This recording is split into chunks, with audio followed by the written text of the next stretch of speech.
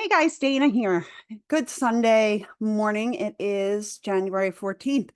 Coming to you today with some questions about when did you first suspect you might be a conspiracy theorist? And does that term still come with the same implications that it once used to? So you don't have to look at my water heater. There you go. I'm going to be posting this on Rumble and YouTube. So I am going to keep it light. I'm going to keep it coded, and I appreciate you working along with me. I was just thinking about how my first foray into conspiracy theories was back in 2004 when the documentary Loose Change came out. This was a documentary that was done analyzing the events of 9/11, the dynamics of things like the way the buildings fell, to call into question the official narrative of what happened on that day.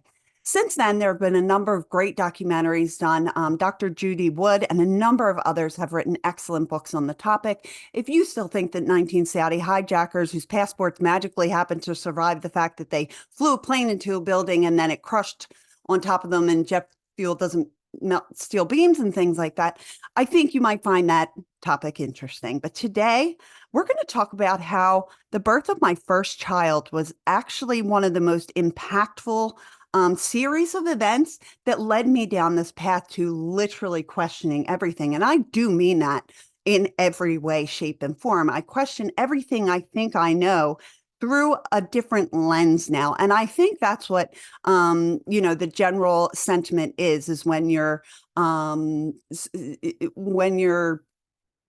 I got totally distracted here. Give me a second. So when my first daughter was born, she was born at 34 weeks. My water just broke. I had a little bit of a complicated pregnancy, but wasn't taken seriously by my medical provider. I switched to a midwifery group about 3 weeks before my water broke and I went into labor. I was not able to be attended by a midwife because at 34 weeks, she was born premature, and we had a number of staff in the room at her birth. Obviously, it was considered a more high-risk birth, so they wanted to move us from the birthing suite under midwifery care to medical care, which made perfect sense. I didn't really question a whole lot at that point. Labor hit me pretty hard. I got an epidural, was finally able to lay down. It took a long time to push her out. I was so numb from the epidural. It was like a really good epidural. And I was so numb from it that it was hard for me to learn. Like, for a woman that's pushing a baby out for the first time, if you have an epidural, it takes like an hour to learn which muscles to use because you have no feeling from the chest down. So my baby is born, and there are about 12 people in the room because they call a NICU team in case she needs to be resuscitated. They kind of warn me what's going to happen. If she cries, we'll be able to put her on your chest for a few minutes, but like we really have to get her to the doctor. This was, of course, not what I was planning. I didn't switch care providers in my third trimester because I wanted a highly medicalized birth experience. So this was not necessarily what I wanted, but again, I understood the necessity of it in that circumstance. Later, looking back, there were some things that just didn't make sense, and there were some things that I called into question, and an action that I took. 09 was swine flu or H1N2 or something like that. That was pretty big, and I was warned heavily to get a vaccine so that I would not transmit it to her. And even though I hadn't gotten vaccines in a long time, it made sense to me, again, in talking to the NICU staff, not understanding the system and the way it worked and not having the inside view that I now have, that, of course, colors my opinion of said things. So I went ahead and I got that shot. It was, of course, taken off the market because I think a couple people actually suddenly and unexpectedly, and I think it was like 2 people or 7 people. It was not the estimated potential 17 million that we're talking about now as the result of the latest hokey pokey. It was so impactful looking back on it, her birth, and it led me down a path of questioning medical authorities. Okay. And since it led me down a path of questioning medical authorities, I had to begin to question other authorities. And that's its own little rabbit hole that you can go down. What is authority? Why do people have authority? Who grants them authority, and authority over what? Why do they have authority that they have that you don't have? What does this mean, personal rights? What do you mean I'm a debt slave? There's all kinds of really interesting questions that we can answer. And so nothing I say should be taken as medical advice, of course. What I recommend to people is that you find a doctor that you do trust, that you can formulate a collaborative relationship with, and that's actually open to having an informed consent relationship. Because at the heart of doula work is informed consent. In my opinion, the heart of it is helping women understand their authority in the birthing room, help husbands and fathers understand their role and their authority and how their masculine presence in the face of medical professionals does in fact change the treatment that that woman receives. I have served as a doula for single moms, single Black moms, single white moms. I'm from Philadelphia, so it's a very multicultural space. And I've other moms of other races. More so than race, the influence of the husband in that delivery room impacts the way that woman is talked to, the way that interventions are suggested, and the way that her no is honored because the man is there to back it up. And this is just my experience. I know some doulas can't talk about gender. They can't talk about breastfeeding. They have to call it chest feeding. And we have to say the birthing parent instead of mother. And I was told, circa 2016, 17, 18, when this rainbow mafia bullshit started, that we had to start incorporating gender inclusive terms. And I said, oh, no, this is not what I got into doula work for. I haven't worked in that field in a number of years since COVID. It kind of shut down a lot of the business. And then people got so nutty over the hokey pokey that I just refused to keep going with it. I wasn't going to get jabbed for any job ever. I know a lot of you did. Sorry to hear that. Not today, Satan.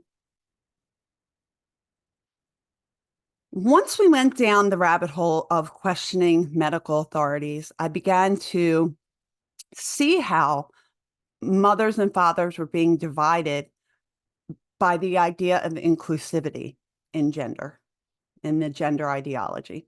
So, of course, what I did at that point is start to take a little bit of a rebellious attitude. We're going to look at what's a conspiracy theory? I was called right wing. Of course, I've been called transphobic, which is insane. That I'm not an ally. Oh, and I didn't put a black flag up, so I don't support Black Lives Matter. And all of these group associations, what I take umbrage with is the way that it strips you of your identity. Who you are as a person is not made up of stereotypes from each group you may or may not fit into. You as an individual, your bodily autonomy, your authority over your own life, these are things that people lose in the name of trying to be inclusive. And that was at the heart of it. It has nothing to do with it being some kind of bigoted, transphobe, racist. I don't know what else I could be. Coming out here to Kentucky, my kids were from Philadelphia, fourth generation Philadelphia, longshoremen, kind of a little bit of a hard, alcoholic, tough street life kind of neighborhood that we grew up in. It was relatively safe, all things considering, but it was certainly not like growing up out here in the country. When we first came here, my kids were horrified that people still have the Confederate flags up. Horrified. They're like, Mom, what is going on here? I'm like, hon, it's a different culture. I don't know. I got to talk to some people. I don't know. I'm not from here neither. And that's neither here nor there. The idea that we've met real racists since we got here, and we're not racist, okay? What you get, these names have begun to lose meaning because they're used so often, it's almost nonsensical. It almost means nothing.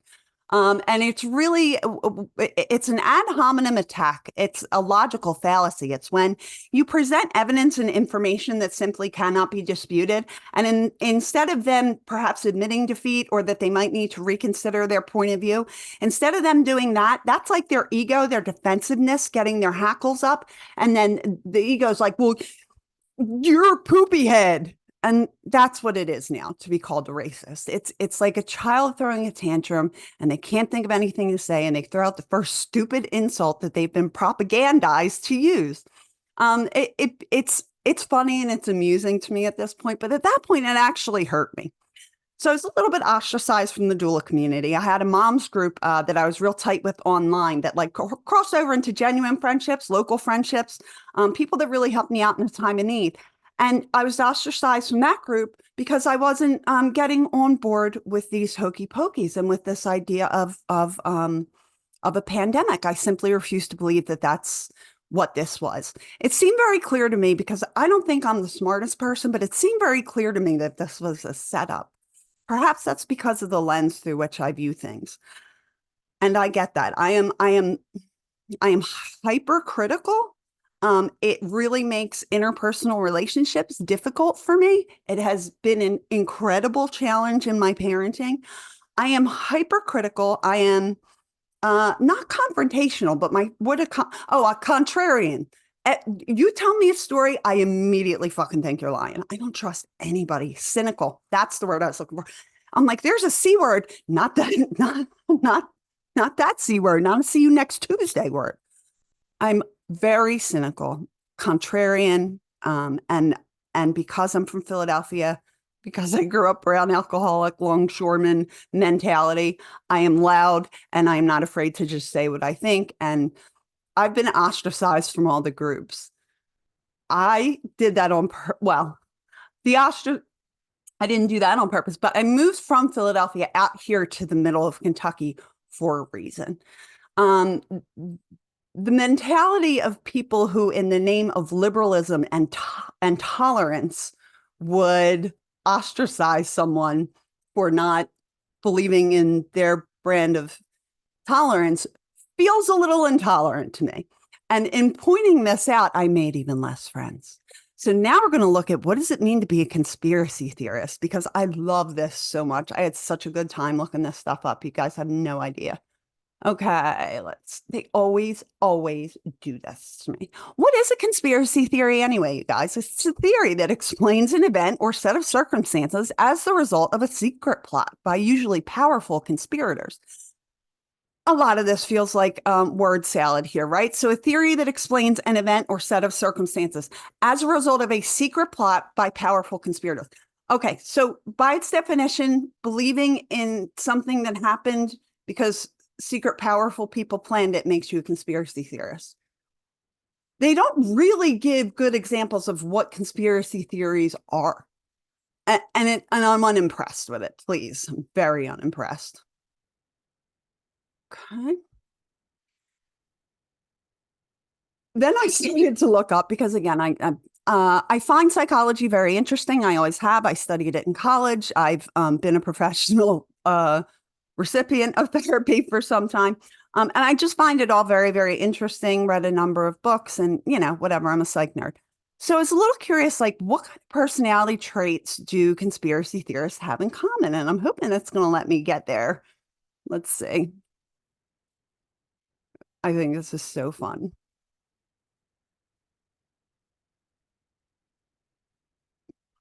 Why are some people willing to believe in conspiracy theories? Well, that's because of a combination of personality disorders.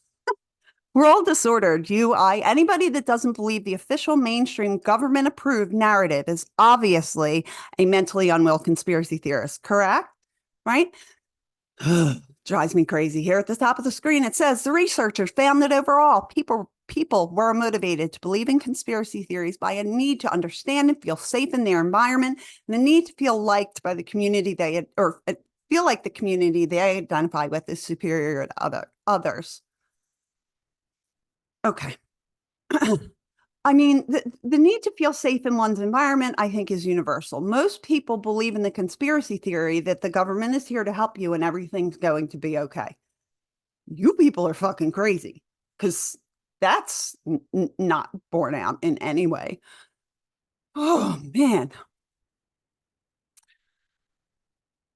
The researchers also found that people with certain personality traits, such as a sense of antagonism towards others, that's the contrarian side of me, and high levels of paranoia. Look, you might have been able to call me paranoid 4 years ago.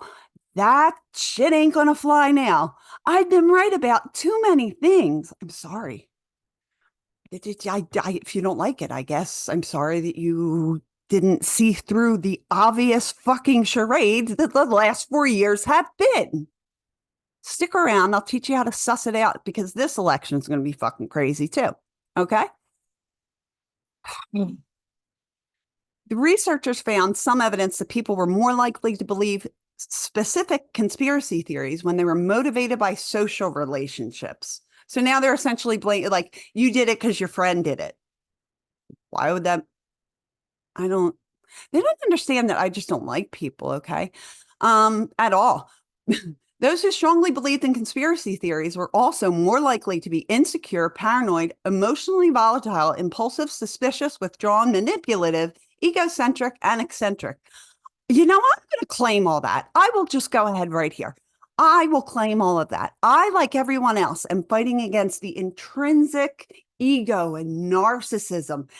Through all of that, through all of the things in society that were supposed to make me feel safe, I've gotten rid of all the safety nets I've ever had and chose to rely essentially on my husband and my family and that's it. That's it. That's what we have here. Choosing to let go of all those safety nets and to attempt to walk others through the process, much as a birth doula walks a birthing woman and her family through the process, I hope that this channel can actually reach more men. And the reason for that is that, dads, you lead the family. I've watched it in my own household. Once a father wakes up to a specific scam, they're no longer willing to allow their children to be indoctrinated into the scam. And this is what I mean. I have people, friends on Facebook who are, hardworking Republican parents that are sending their kid to some $40,000 a year Jesuit university. Are you shitting me? Why are you giving the Jesuit? Okay, that's another, maybe for another day. We have to start facing reality. And if we can lead the men, lead the men. I don't want to lead men. I want to reveal to men their role, their importance. I want to put men back where they belong.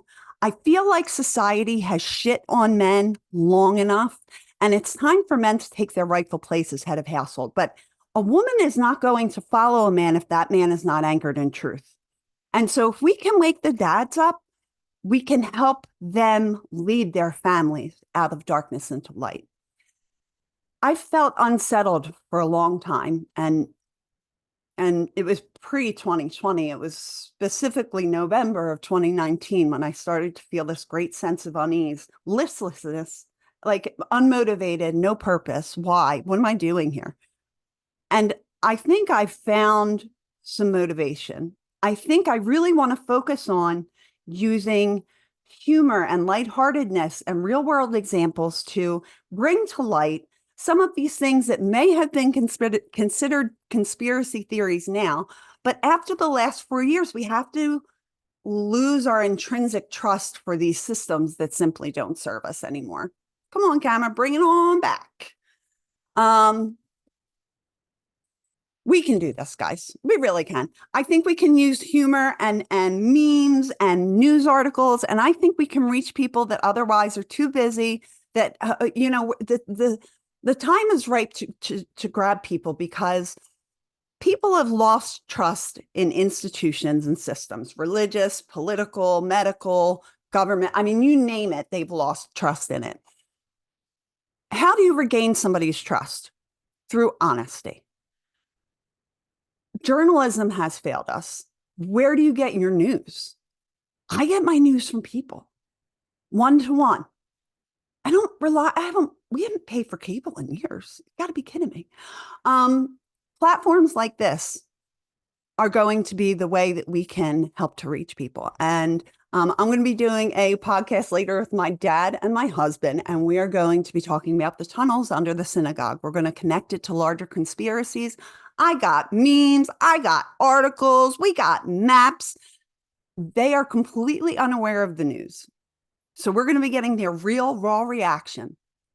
And I love watching people wake up and start putting the pieces together. It gives me a sense of joy, but it also takes a lot of time, a lot of planning, a lot of coordination, and the universe just has to work with us. Sometimes it doesn't. I appreciate anybody that's here on this channel. I hope to interview more people. I think we all have super interesting life stories that we benefit from. Instead of, going and watching some bullshit hero movie that was put together by a bunch of pedophiles on an island, instead of going and watching that and spending $40 to do that, why don't we, stay home and make a home cooked meal that's actually nutritious for our family and swap life stories like they used to do over the fire late at night. It's ironic that I'm posting this on social media in an effort to help people come together in real life. But there has to be a purpose. And right now, I'm at the point in my life. My kids are slightly older and they still need a lot of guidance, but they're much more self-sufficient than they were. Physically, with my health issues, working is damn near impossible. And I have to find something productive to do with my time that I think could be of benefit. And this is it. I have a friend who is who just wrote a book, who has an incredible life story. I hope we can get David on soon. Matt and I hope to record a couple more things. We're going to talk about Pandemic X, Disease X, they're calling it, which is a long story. Matt and I are going to get into that. Hope to have that posted tomorrow if we can get together today.